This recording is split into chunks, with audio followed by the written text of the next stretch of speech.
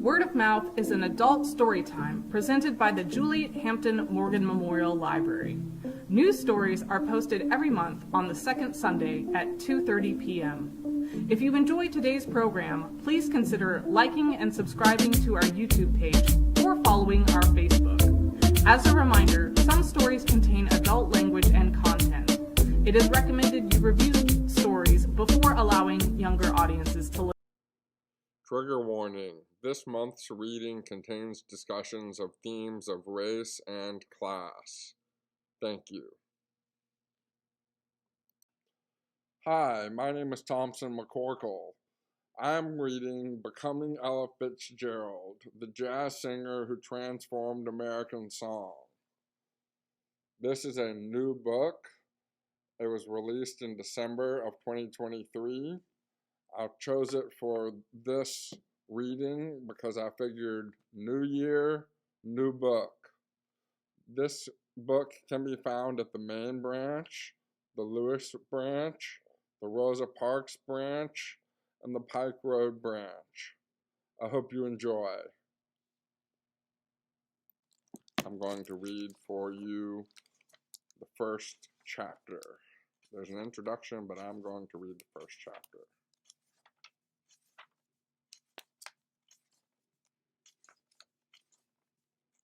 Becoming Ella Fitzgerald, Chapter 1, Young Ella, 1917 to 1932. On June 27, 1992, in Hampton Roads, a small city located within the expansive tidal coast of ocean, ports, and beaches in southeastern Virginia, 8,332 people sat in the air-conditioned Hampton Coliseum on a Saturday night to hear 75-year-old Ella Fitzgerald give one of the last concerts of her 6-decade-long career. Because she had been born in Newport News, about 8 miles away, she was billed as the honorary headliner of the Hampton Jazz Festival's 25th anniversary concert. What had begun as a local event honoring the centennial of the Hampton Institute, a historically black college, in 1968, had left its mark on the region in the decades since. In June 1992, Ray Charles and Aretha Franklin came and went on the Friday night. Then on that hot, humid Saturday morning, people began lining up for tickets to see Ella. One Fitzgerald fan bought a huge basket of yellow flowers and asked they be delivered backstage, paying tribute to the whimsical novelty song that had made her a star 54 years earlier. Now, courtesy of the screens projecting her image above the stage, even folks in the upper reaches of the arena could see the frail elderly woman make her way to the stool. There she sat for an hour, delivering her set. Partially sighted, she had asked that no flash cameras be used because they disturbed her fragile eyes. She proceeded to sing as if she was 18, said the festival organizer John Scott. A newspaper reviewer wrote, Ella Fitzgerald got the most robust applause of the weekend. At the festival, people from Newport News pressed their claims of having special ties to Fitzgerald. Denizens of her old neighborhood gave her a plaque listing her accomplishments. She had few memories of her early years, finding a diplomatic way to stay admirably honest, a reporter wrote. Earlier that year, she had told an interviewer, I know nothing of Newport News. Now she softened that statement through a family reference. I'm just so proud to have passed through Virginia. I was a little bitty baby here. My mother was a real representative here. So I'd like to accept this honor for her. If she was alive, she'd be proud. Ella spent the first 3 years and perhaps 4 years of her life in Newport News. The early years that few of us remember, but that matter so much. Born on April 25th, 1917, She was delivered at home by a midwife to Tempe Williams, age 21, and William Fitzgerald, 33. Both parents came of age between 1890 and 1920, and the nadir of African American history, when white supremacy reasserted its power politically through disenfranchisement of black voters, socially through segregation, and economically through racialized capitalism. Ella's parents were on the move in the Great Migration of African Americans leaving the rural South. Tempe was born in Littleton, North Carolina on June 10, 1895. The scant documentary evidence for William Fitzgerald places him in Sussex County, a land of peanut and tobacco plantations in south central Virginia. Exactly when they arrived in Newport News is not known, but they fit the trend of urbanization at the turn of the century, leaving rural life for cities with industry, not necessarily heading north right away. Newport News boasted itself as a place that combines the highest traditions and historical associations of the Old South of song and story with the industrial development and progress that characterizes the New South. After the United States entered World War I on April 6, 1917, work was plentiful and prosperity peaked. The government designated Newport News as a port of embarkation for thousands of soldiers and sailors who were shipped overseas. William worked as a longshoreman, a job classified as skilled labor for the H.B. Stevedore Company, driving a transfer wagon, hauling grain to store in the massive silos that dotted the nearby landscape. The city's shipbuilding and dry dock company was touted by its president, Homer Ferguson, as the largest employer of skilled Negro labor in the world, and it promised equal pay for equal work at a time when that was unheard of. As for Tempe Fitzgerald, she most likely benefited from the wartime boom as well. She entered the rank and file of Southern black women workers who typically entered a household to become help between 10 and 16 years of age, then remained there for the rest of their lives. The going pay rate was typically $6 or $7 per week. As Ella's birth certificate confirms, Tempe did general housework. She worked out rather than in place, to use common expressions of the time, meaning she lived in her own home, not in someone else's. By happenstance, a local historian writer for Newport News Daily Press, Park Roos Jr., had some contact with Tempe Fitzgerald's employers. Many years later, writing in a column, he offered anecdotes with incredible detail. Nearly every family had a black cook who came and went by the streetcars which ran along Virginia Avenue to Hilton, the upper-class neighborhood. Mrs. George Walker Pierce's cook brought to work her small daughter Ella, who played outdoors with my brother Dashiell in his preschool years. Who could have guessed that girl would grow up to be Ella Fitzgerald? In another column, he wrote that Ella played sometimes with other neighborhood white children, including Roos's brother, but she was conscious of the color barrier, which was then strong. While we do not know exactly what Roos meant, he was evoking the world into which she was born through a theme so common that it became the subject of a popular coon song, marketing racist slurs and stereotypes in blackface minstrel fare. Now, honey, yo stay in yo backyard.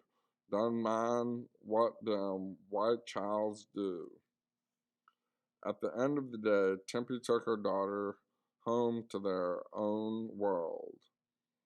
Black settlement in Newport News had already produced a splendid colored section with excellent houses, well arranged, and a very self-respecting population, in Ferguson's words. Ella's family, however, lived in the close-packed shanty area of 18th Street and Jefferson Avenue. Still, their flat at 2505 and a half Madison Avenue near 25th Street put them near the main business and social thoroughfare. They would have had easy access to businesses, including two black-owned banks and a theater that was a stop on a vaudeville circuit recently organized an enterprising black businessman.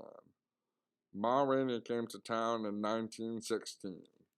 Other kinds of music making, like the Newport News Brass Band, abounded with the thousands of troops in town.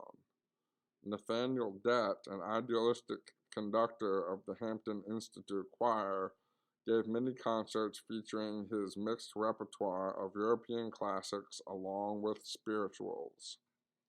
After the armistice of November 1918, Newport News' economy went into recession. Its population had grown from about 20,000 in 1910 to 35,000 in 1920. And during the war boom, population projections had climbed to over 100,000. But over the next 2 years, the shipyard's workforce shrank from about 14,000 to 2,200. The Daily Press ran a story in 1921 about the surplus of servants. Providing education and health care for black people sank lower in the town's priorities. A municipal report in 1919 stated that only 2 of the city's 8 schools were reserved for black children. Beyond that, they would have no access to education until 1924, when the first high school was built. In the 1920 census, Tempe and William were still together. Ella was 2.5 years old, and they were labeled mulatto, mixed race.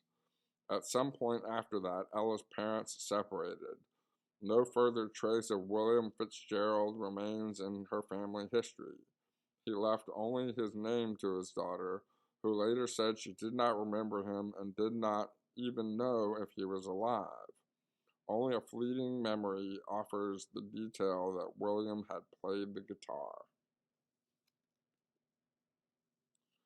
Tempe Fitzgerald found a new man to share her life, Antonio Correa Borges, a Portuguese immigrant from the island colony of Cabo Verde. He was roughly her age, described as black when he arrived in Bridgeport, Connecticut in 1917 by ship. A year later, he registered with the city's draft board, suggesting that he had become a citizen. He and Tempe met in Newport News, and sometime between 1921 and 1923, they headed north for Yonkers, New York, where he had relatives and friends in the Portuguese immigrant community. What a change for Tempe, a Southern woman. She had left a black community of about 14,000, or 40% of the population of about 35,000, to move to a city where a tiny minority of African Americans made up only about 2%, or 2,000 people or so, in a city numbering around 100,000. How would this family find their place in such an environment? Ella Fitzgerald spent her formative years through 1934 or so living in Yonkers, sometimes succeeding and at other times being undone by the city's many contradictions. Yonkers had 2 distinct sides. One was a trolley car suburb of Manhattan with an upper middle class of white professionals who owned single-family homes and commuted to work about 40 years before the term entered social conversation. This side of Yonkers, on the east bank of the Hudson River, was prosperous. Hilly, tree-studded terrain sloped down to the shoreline, providing vantage points from which to watch sunsets along the New Jersey Palisades on the other bank.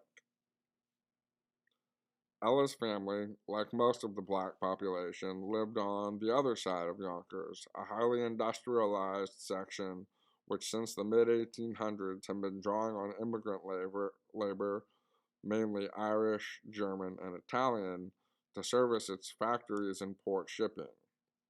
That trend had only accelerated in the early 1900s during the Great Wave of European migration between 1880 and World War I. From 1900 to 1910, Yonkers' population doubled as immigrants from Poland, Hungary, and Portugal settled in the poorest section, close to the Hudson River and the railroad tracks. The better jobs were reserved for those immigrants who were on their way to assimilating as white people, while the black population settled for the worst-paying, least-skilled jobs in a split labor market controlled by racial restrictions.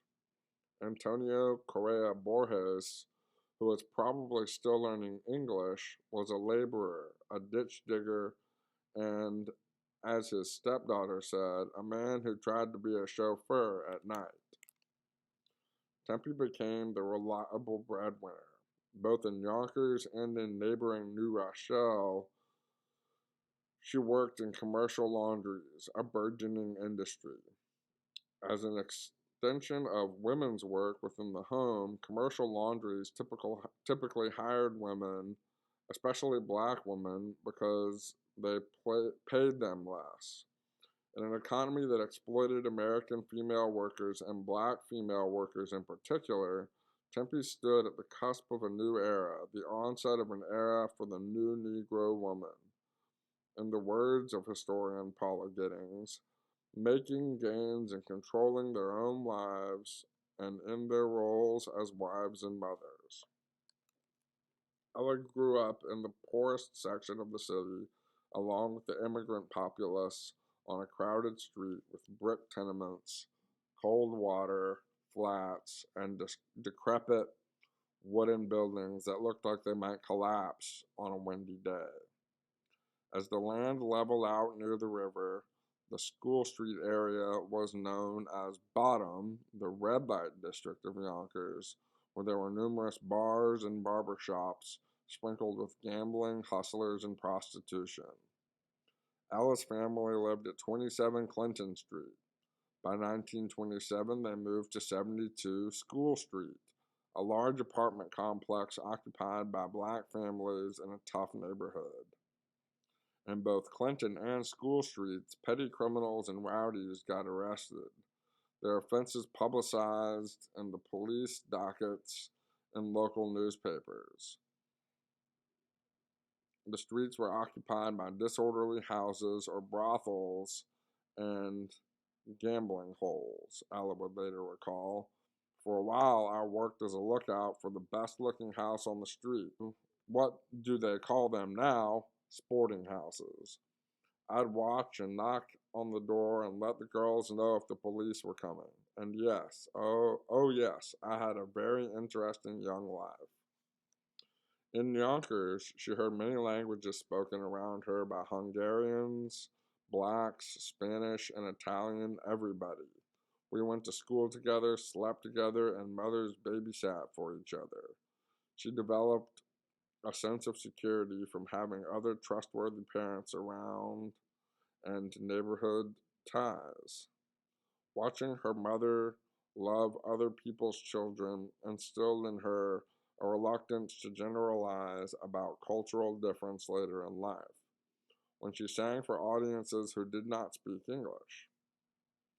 When asked about her down-to-earth attitude, she said, "I have my upbringing to thank for that. Nobody was better than anyone else." She laughed as she told an interviewer, "I learned to talk with my hands. Capiche?" In 1989, when friends from her old neighborhood were interviewed, they supported her perspective, talking about how we were all poor in that neighborhood, but we all got on. Tempe and Antonio worked hard to build a solid family life.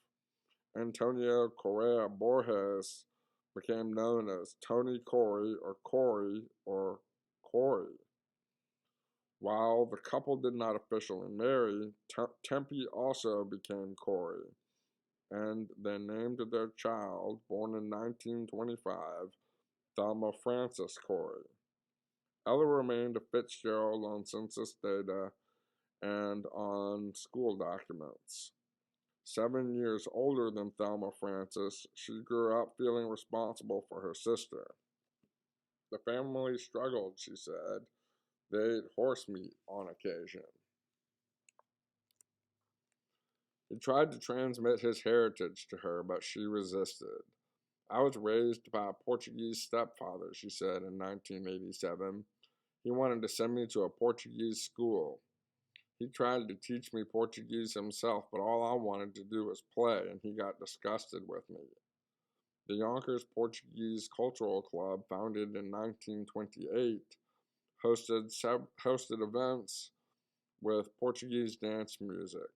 She remembered the indigenous cuica, a drum and fiddles played with catgut. She later regretted her rebellious indifference. Perhaps her affinity for Brazilian timbres, which surfaced with the rise of bossa nova in the 1960s, had its roots in this early exposure. An African-American neighbor in the apartment building on School Street said she had known Tempe very well. Mrs. Corey would come home from work and she would stop and talk with us all. She was a very nice lady who used to work very hard.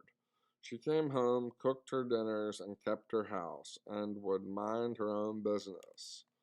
Her daughter later wrote, "My mother made a living as a cook at one time, and she was a foreman in a laundry, but it was decent and respectable. I'm proud of my mother. She always provided when she had to. She did her duty. And so did her daughter, who made providing for her family the moral core of her responsibility." These values were reinforced in Yonkers' community of African American strivers, or those pursuing self-reliance in the face of systemic racism. In the 1920s and 30s, as local historians wrote, most of us had middle-class ideals. Middle class was understood as a cultural phenomenon in the Black community. Many people had a striving mentality. Even though we worked in white folks' kitchens and our fathers were laborers, there was a cultural striving that would separate us from other people. The Black press chronicled strivers' lives in Yonkers and Westchester County with local correspondents for the New York Age and the New York Amsterdam News. Such acknowledgment supported the politics of respectability, a major theme for Black women in the early 20th century, one that helped shape Tempe Fitzgerald and the way she reared her daughter. When Ella was 13, she went to a surprise party for a 10-year-old girl on School Street, where a most delightful time was had by these youngsters, an item that was deemed newsworthy enough that the squib from the New York Age was reprinted in the Chicago Defender. In Fitzgerald's adult years, her co-workers and friends sometimes made fun of her sense of propriety, her aversion to obscenity, and the importance she attached to good manners. These traits had roots in the politicized etiquette that bolstered pride and stiffened resistance. In a society where Black women were routinely called only by their first names, not Miss or Mrs., and where the term lady was reserved for white women, Fitzgerald later said, "It used to bother me when people I didn't know came up and called me Ella. It seemed to me they should say Miss Fitzgerald, but somehow they never do." In 1924, Tempe Corey enrolled her 7.5-year-old daughter in public school, 10. The girl made a strong impression on two of her teachers who pinpointed her marked characteristics with insight. Her first grade teacher at PS 10 labeled her self-reliant, Her third-grade teacher called her ambitious, hardly a conventional description for a 9-year-old girl. Others recognized her ambition as well. How could they miss it? Friends from School Street who later shared precious memories said she always knew she was going to be somebody someday because she kept on saying, I want to do something. I want to make something of myself. Someday you're going to see me in the headlines. I'm going to be famous. We'd all laugh, oh yeah, sure. There were prophetic signs. When she was 10 or so, she found a way to turn a schoolyard into a stage and her friends into an audience. It would be at lunchtime or in the morning when we were outside the building. She would be standing up against the wall and she would be popping and shaking and swaying, dancing to herself. She wasn't anybody then, just one of the kids from school. She would just be out there and we'd just hang around watching her. She just smiled all the time, just shaking her shoulders and singing. She had dangling earrings, those big hoops, and broke down shoes. All this help explains why a striving mother gave her daughter piano lessons.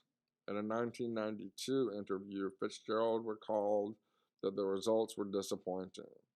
Fascinated by her teacher's piano technique with big hands who could stretch, she would be so thrilled by him that by the time he got through playing, it would be time for me to go home, Ella said. I knew one song and played it over and over. What it was, she never said. Then came the bemused memory of her mother's rebuke. I worked too hard to let you go there, and you come back and you don't know nothing. Fitzgerald would later describe her skill level as playing a little. She may have learned to read music through these lessons and perhaps in school as well. The official Yonkers schools records list a missed year due to illness, and her record stops after the 6th grade. But other sources, including Ella herself, established that she attended Benjamin Franklin Junior High School for 2 years or so, taking one music course worth a half credit. She learned rudimentary solfege, or her do-re-mis, a form of ear training linking pitches with scale syllables that she would use for the rest of her life. One of those accompanists, Tommy Flanagan, would later remark that she has a method of reading music that is really uncanny. Maybe if she had earned a full credit, she would have let herself be called a musician more easily. As it was, regret and self-effacement mingle in this short exchange from an interview in 1983 with Leonard Feather, a notable music critic from her generation who became a confidant. LF, you are a musician. EF, well, I never studied. LF, no, you taught yourself to read music, right? EF, well, I had to do that to get that half credit in school in Yonkers. Well, I had to learn it, music. Either you take art, at the time you had either to take art or you had to take music. Well, I know I was no artist. That's one thing. LF, can you read a little sheet music though?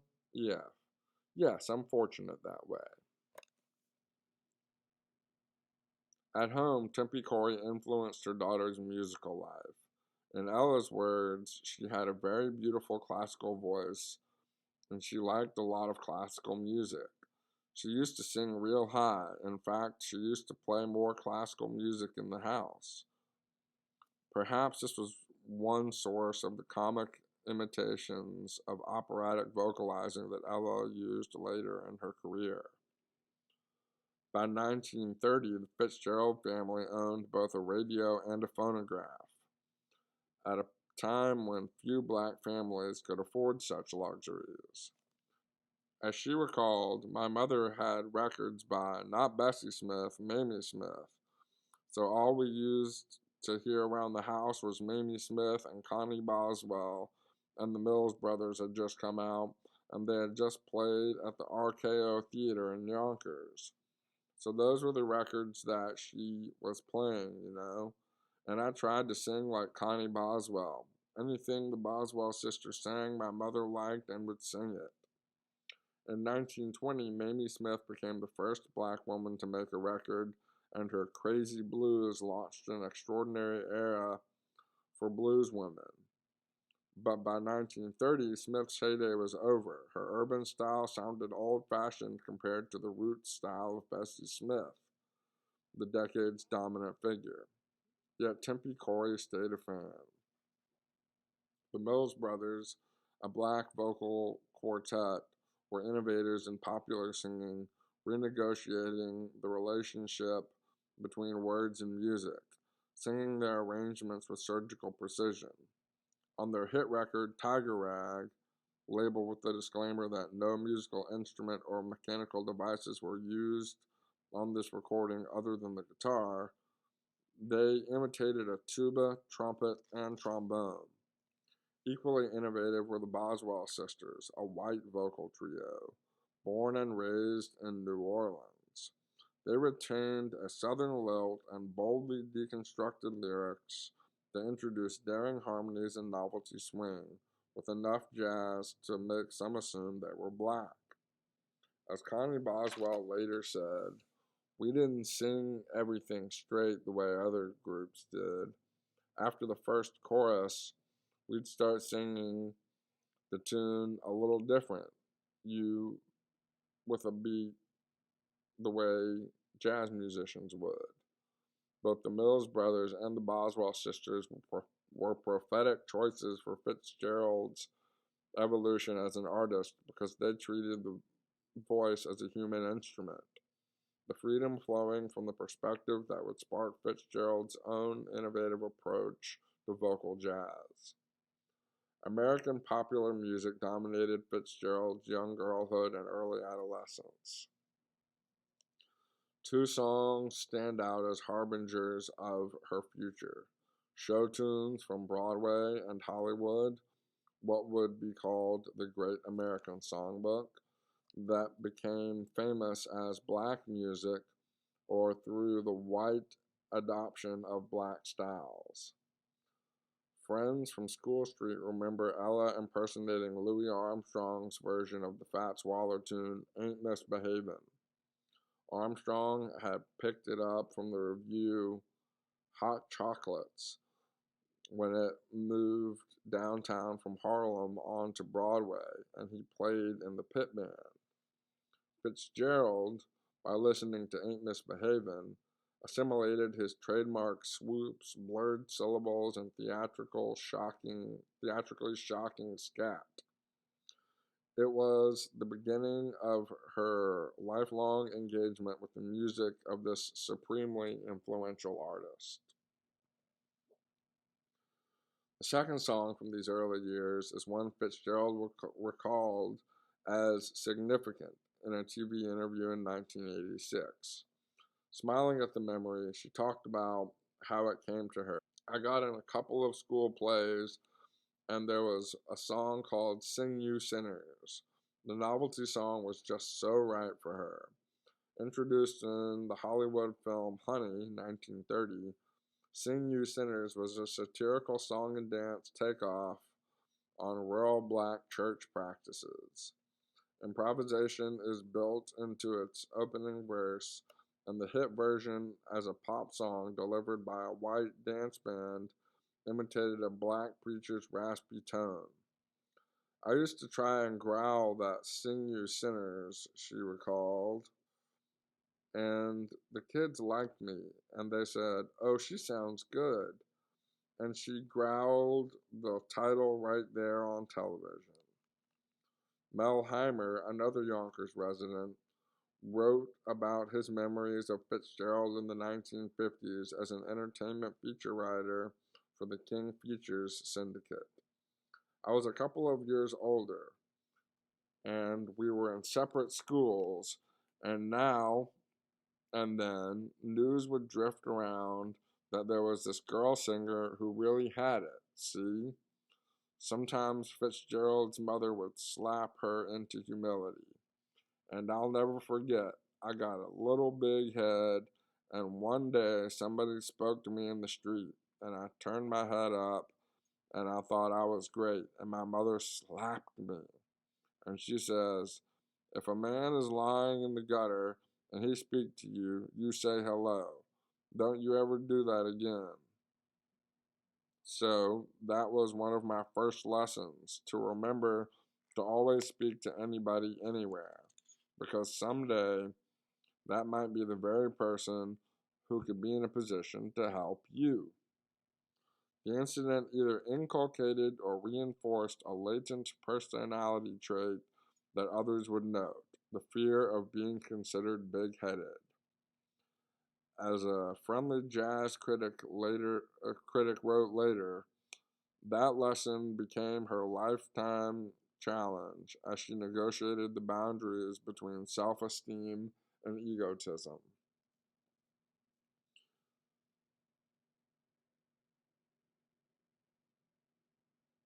In her adolescent years, Fitzgerald was also making a name for herself as a dancer. Members of the Gulliver family, her neighbors on School Street, and longtime residents of Yonkers remembered that she was crazy about dancing. As Annette Gulliver Miller put it, Charles Gulliver said, she was some dancer. Oh yeah, she was a terrific dancer. The word dancer covered a lot of territory in the early 1930s. Dancing ranged from the social dancing associated with big ballrooms to the professional dancing featured in vaudeville theaters, especially tap dancing, at which black artists excelled, and even to individualistic, eccentric solo dancing seen in nightclubs and variety theaters. Ella explored all these forms in her youth and adolescence. As a girl on School Street, most often when Fitzgerald talked about dancing, she meant social dancing.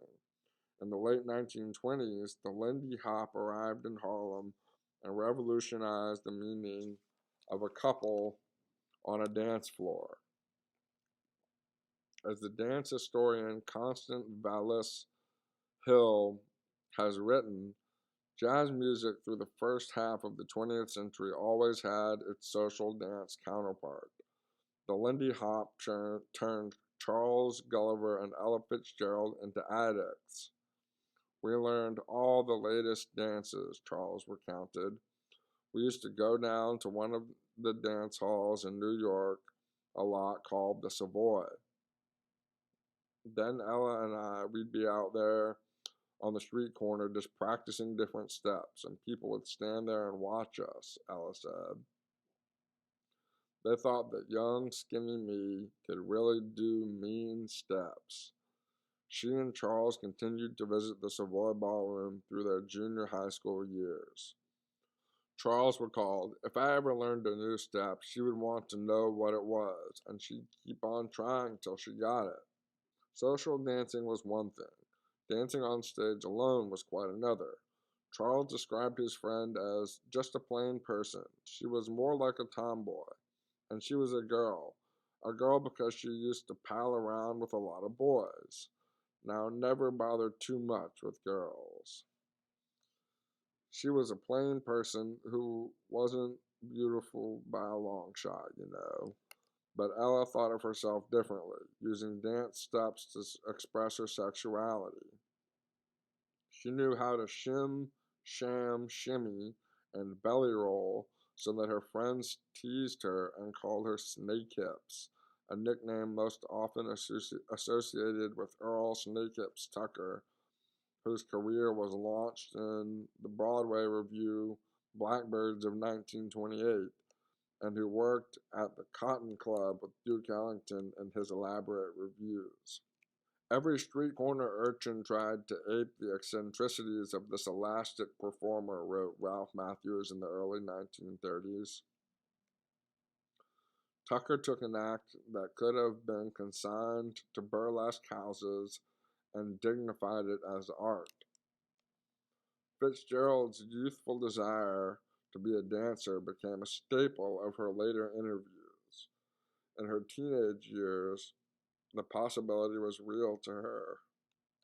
Many young African American women aspired to dancing as a gateway to freedom, an alternative to lives of laundry and domestic service.